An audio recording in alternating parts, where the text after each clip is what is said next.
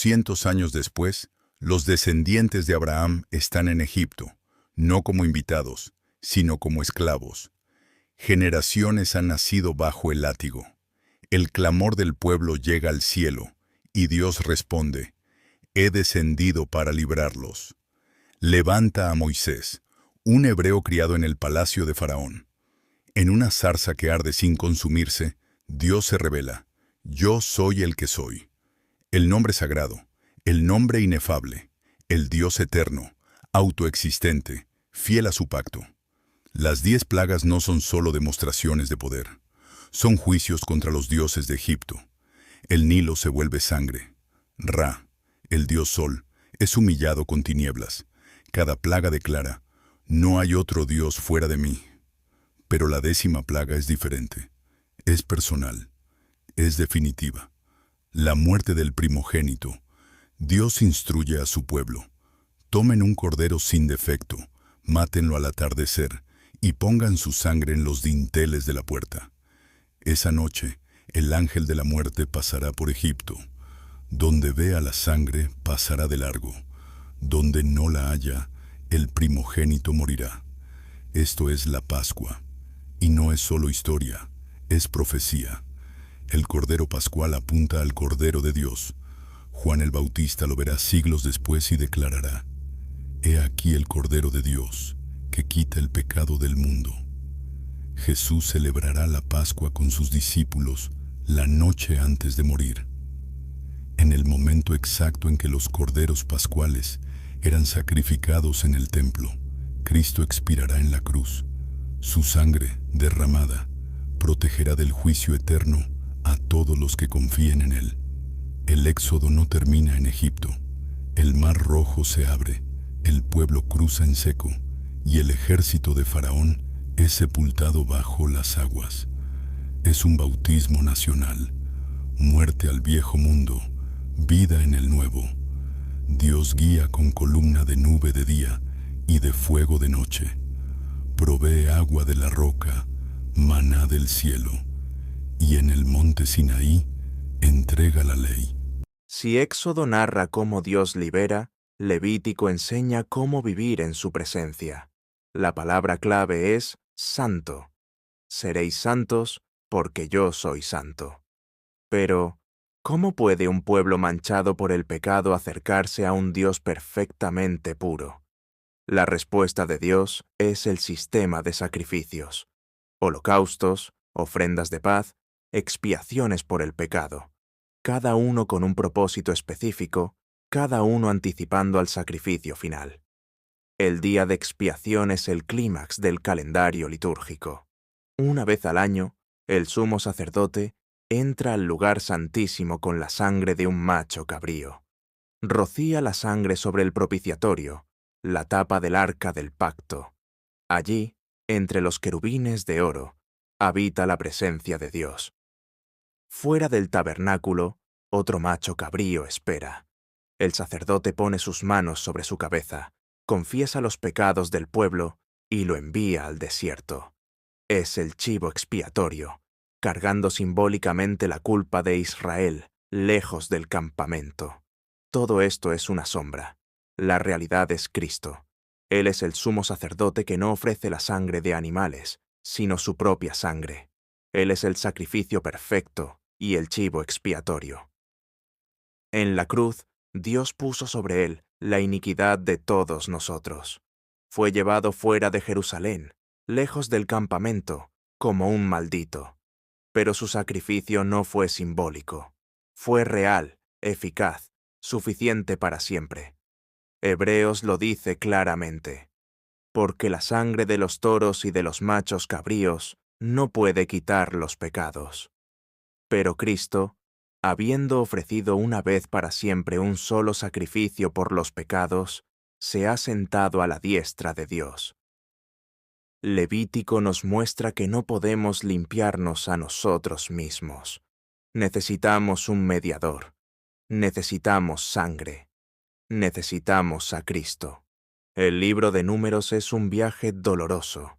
El pueblo que debió haber llegado a la tierra prometida en semanas termina vagando 40 años. ¿La razón? incredulidad. Cuando los espías regresan de Canaán, traen un reporte dividido. 10 dicen, es imposible. Los gigantes nos aplastarán. Solo 2, Josué y Caleb, declaran, Dios está con nosotros. Podemos tomar la tierra. El pueblo cree el reporte de miedo, y Dios dice, está bien. Entonces no entrarán. Toda esa generación, excepto Josué y Caleb, morirá en el desierto. Es un recordatorio sombrío. La incredulidad es el pecado que más ofende a Dios, porque dudar de Dios es dudar de su carácter, de su poder, de su amor. Pero incluso en el desierto, Dios permanece fiel, provee, disciplina, enseña. Y en un episodio crucial, cuando el pueblo es mordido por serpientes venenosas, Dios ordena a Moisés, haz una serpiente de bronce y ponla sobre un asta. Cualquiera que sea mordido y la mire, vivirá. Es extraño. ¿Por qué una serpiente, símbolo del pecado, se convierte en medio de salvación? Jesús mismo lo explica. Como Moisés levantó la serpiente en el desierto, así es necesario que el Hijo del Hombre sea levantado, para que todo aquel que en él cree no se pierda, mas tenga vida eterna. La serpiente de bronce representaba el pecado juzgado. Cristo, en la cruz, llevó nuestro pecado. No lo cometió, pero lo cargó. Fue hecho pecado por nosotros, para que nosotros fuésemos hechos justicia de Dios en él. La salvación no vino por hacer algo, sino por mirar, por creer, por confiar en la provisión de Dios. Deuteronomio. Antes de entrar a Canaán, Moisés reúne al pueblo y les predica. Les recuerda todo lo que Dios ha hecho. Les exhorta a no olvidar. Les advierte de los peligros de la idolatría. Les enseña a amar a Dios con todo el corazón, con toda el alma, con todas las fuerzas. Escucha, Israel. Jehová nuestro Dios, Jehová uno es. Y amarás a Jehová tu Dios de todo tu corazón, y de toda tu alma, y con todas tus fuerzas.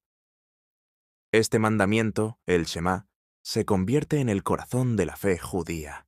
Y cuando un fariseo pregunta a Jesús cuál es el mayor mandamiento, él cita estas mismas palabras. Pero Deuteronomio no es solo ley, es profecía. Moisés anuncia, profeta de en medio de ti, de tus hermanos como yo, te levantará Jehová tu Dios. A él oiréis. ¿Quién es ese profeta? Durante siglos Israel esperó. ¿Sería Elías? ¿Jeremías?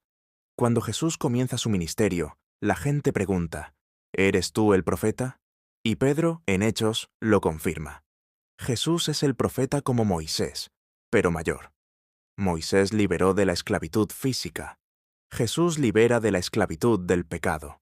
Moisés entregó la ley. Jesús cumplió la ley y ofrece gracia. Moisés murió en el monte Nebo, sin entrar a la tierra prometida. Jesús murió, resucitó y nos lleva al reposo eterno. Josué. Después de la muerte de Moisés, Dios levanta a Josué. Su nombre, Yehoshua en hebreo, significa Jehová salva. Es el mismo nombre que, en griego, se traduce como Jesús. No es coincidencia. Josué guía al pueblo a través del Jordán. Las aguas se detienen y el pueblo cruza en seco, tal como lo hicieron en el Mar Rojo. Otra vez, un bautismo, el final del desierto, el comienzo de la promesa. Jericó cae sin batalla humana, solo fe y obediencia. 7 días marchando, 7 sacerdotes con 7 trompetas. Al séptimo día las murallas caen. La conquista no es fácil. Hay batallas, derrotas cuando hay pecado, como en Acán, victorias cuando hay fe. Pero al final la tierra es tomada. No completamente, quedaron enemigos, pero suficiente para que el pueblo descanse. Josué reparte la tierra entre las tribus y antes de morir los exhorta. Escoged hoy a quien serviréis, pero yo y mi casa serviremos a Jehová. El paralelo con Cristo es claro. Jesús, nuestro verdadero Josué, nos guía no a una tierra física, sino al descanso espiritual. Él peleó la batalla contra el pecado y Satanás y venció. Ahora nos invita, Venid a mí todos los que estáis trabajados y cargados, y yo os haré descansar. Jueces. El ciclo de la rebelión. Después de Josué, Israel cae en un patrón doloroso. Pecan y olvidan a Dios. Son oprimidos por enemigos. Claman a Dios. Dios levanta un juez que los libera. Hay paz hasta que vuelven a pecar. El ciclo se repite una y otra vez. Otoniel, Ahod, Débora, Gedeón, Jefté, Sansón. Cada uno tiene defectos, pero Dios los usa. El libro termina con una frase oscura. En aquellos días no había rey en Israel. Cada uno hacía lo que bien le parecía. Es un retrato del corazón humano sin Cristo. Caos, egoísmo, idolatría. La solución no es un juez temporal, sino un rey eterno.